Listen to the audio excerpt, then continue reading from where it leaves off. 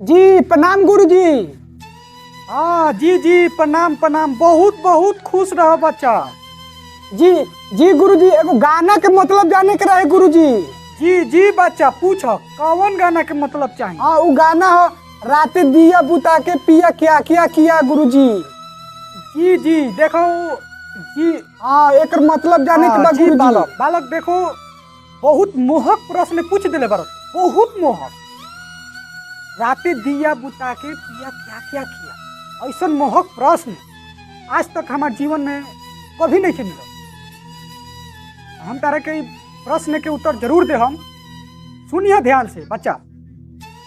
राते दिया बुता के पिया क्या क्या किया। लाइन कट गई अचानक से। मर्द मेहरारू घर में रही लो, दिया में तेल हो गई,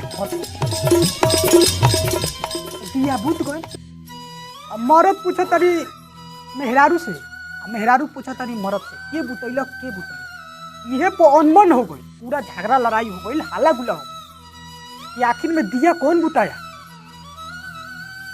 तुम बुताया या मैं बुताया। तो दोनों में आपस में यह करत करत सुबह हो गई। वह पड़ोसी पूछो तारी भाव में कि राते दिया बुता के पिया क्या क्या किया, झगड़ा उगड़ा हाथाबाही तो नहीं किया ना। राते दिया बुता के पिया क्या क्या किया।